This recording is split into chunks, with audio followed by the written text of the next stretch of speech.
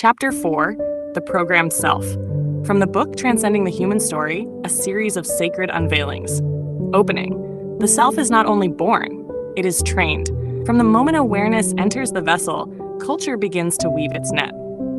Parents, teachers, priests, governments all become programmers of the fragile identity. The baby that once carried only presence is told what it is, what it should fear, what it must desire. Poverty scripts say, work hard or you are nothing. Religion whispers you are sinful and only through obedience will you be saved. Society insists, be productive, consume, conform. The programmed self is not natural, it is conditioned. It is the layering of stories so thick that the awareness forgets it was ever free. This chapter walks through history, science, philosophy, and spirit to show how programming took root and how it may be undone. History. The long school of obedience.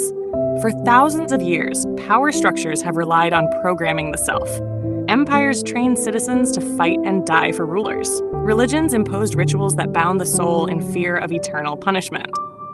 Economic systems molded people into workers, reducing their value to productivity. Michel Foucault, in Discipline and Punish, showed how prisons, schools, armies, and hospitals became institutions of control, training bodies and minds into submission. Power did not need to chain the body if it could program the mind. The Industrial Revolution deepened this. The clock replaced the sun as master. Identity was tied to labor, and obedience became survival. Max Weber, in The Protestant Ethic and the Spirit of Capitalism, traced how religious duty mutated into work ethic, binding souls to endless productivity. History reveals that the programmed self is not accidental. It is designed. A managed population is more predictable than a free awareness. Science. Conditioning and the brain. Psychology uncovered the mechanics of programming. Ivan Pavlov conditioned dogs to salivate at a bell. B.F. Skinner, in Science and Human Behavior, showed how rewards and punishments could shape identity. Neuroscience reveals that repeated patterns wire the brain. Pathways of fear, shame, and desire become grooves of habit. Trauma imprints itself so deeply that, as Bessel van der Kolk writes in The Body Keeps the Score, the body becomes a living memory of programming. Even advertising exploits these systems. Neuroscience and marketing combine to hook attention, engineer desire, and program identity around brands. You do not simply buy products, you become them. Yet science also offers hope. Neuroplasticity proves that the brain can rewire. What was conditioned can be unlearned. What was imprinted can be released. Awareness, by watching, can soften the grooves. Philosophy. Freedom and determinism. Philosophy has long wrestled with whether humans are free or programmed. Thomas Hobbes saw people as machines, driven by fear and appetite. Karl Marx, in The German Ideology, revealed how ideology programs consciousness, shaping even the thoughts we believe are our own.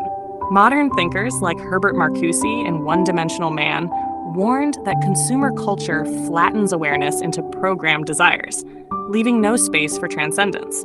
Yet philosophy also reminds us of resistance. Hannah Arendt, in The Human Condition, argued that action, true, free action, can break through programming. To act from presence, not conditioning, is the deepest form of freedom. Philosophy teaches us to see programming, to name it, to refuse to be only its product. Spirit breaking the spell. Spiritual traditions have always known that the programmed self is a veil.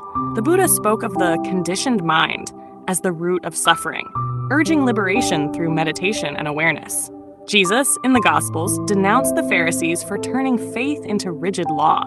He invited people beyond programming into direct presence with the divine. The kingdom of God is within you. Krishnamurti, in Freedom from the Known, taught that true awakening requires dismantling every layer of conditioning. He insisted no teacher, no religion, no ideology can free you. Only seeing can. Mystics in every tradition echo this. The programmed self is the shadow. The true self is the light behind it. Liberation is not achieved by perfect obedience, but by breaking the spell of obedience. Conclusion. The programmed self is not who you are. It is the mask given by society, carved by fear and habit. It can feel heavy, unshakable, but it is not permanent. To transcend the human story, you must see the programming clearly. Not with hatred, but with clarity. When you recognize the program, you are no longer only the program. Awareness reclaims its throne. Awakening questions. 1. What programs of identity did your family or culture write into you? 2. How do fear and reward still shape your choices today? 3. Which of your desires feel authentic and which feel implanted? 4. Have you ever caught yourself acting automatically? Who was watching in that moment? 5. What might freedom look like if you stopped obeying the old code? Final 4 lines. You are not the program, you are the awareness that sees it. The mask falls when it is recognized, and behind it, presence waits.